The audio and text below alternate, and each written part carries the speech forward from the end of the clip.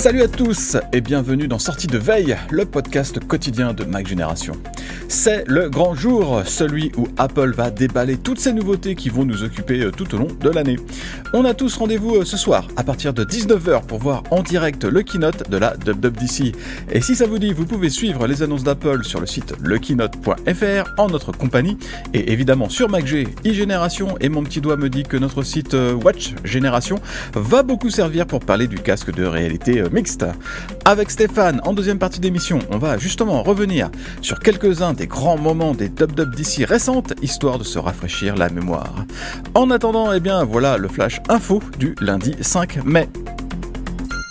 La marche du progrès est inarrêtable, comme on le verra ce soir pendant le keynote, mais s'il y a un domaine où Apple accuse un certain retard, c'est bien dans celui du Wi-Fi.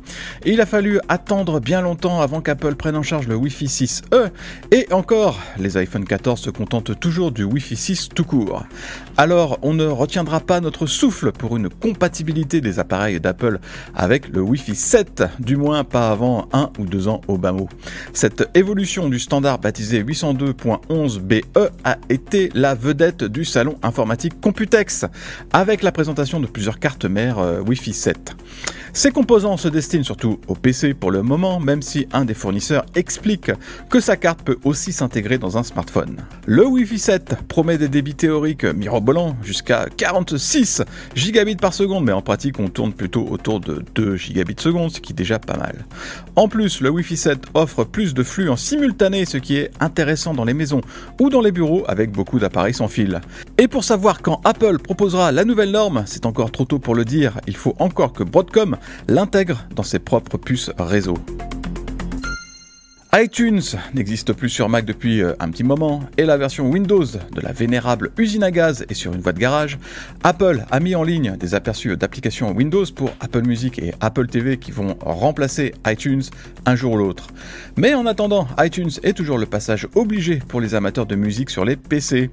Et les utilisateurs du logiciel seront bien inspirés de télécharger la dernière mise à jour d'iTunes depuis le Microsoft Store ou directement depuis le logiciel. Apple a en effet corrigé une grosse faille de sécurité qui permet à des malandrins de prendre le contrôle de l'ordinateur. Apple a été mis au courant de la vulnérabilité en novembre dernier, mais visiblement corriger la faille a été assez compliqué vu qu'il a fallu plusieurs mois pour que le constructeur trouve la parade. Mais maintenant que c'est fait, allez vite installer la dernière version pour éviter les problèmes.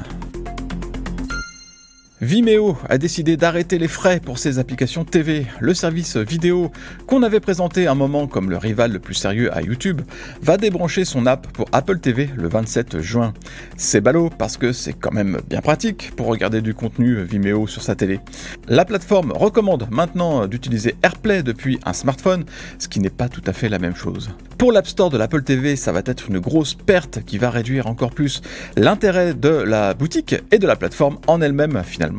Mais Vimeo n'abandonne pas que l'Apple TV, les applications pour Android TV, Fire TV et pour les Roku vont aussi disparaître, alors comme ça, pas de jaloux. Vimeo se détourne de plus en plus des utilisateurs grand public pour s'intéresser aux créateurs de contenu et aux entreprises, mais ces clientèles ont quand même besoin d'une application pour consulter leurs vidéos, alors du coup supprimer les versions pour télé, ça n'a pas beaucoup de sens.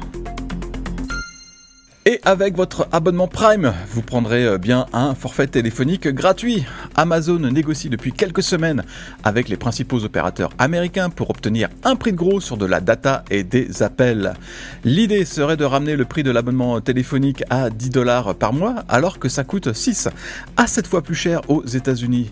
Oui, c'est un autre monde par rapport à la France. Amazon pourrait même prendre le coût du forfait téléphone à sa charge pour l'offrir purement et simplement aux abonnés Prime, qui payent $139 par an contre 70 € par chez nous.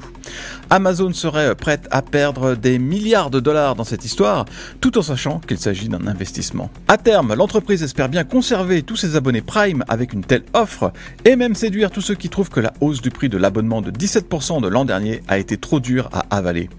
Pour ce qui concerne l'Europe, la situation est très différente. Déjà, le nombre de services offerts avec Prime est moins important, et puis les prix des forfaits téléphoniques sont aussi beaucoup moins élevés.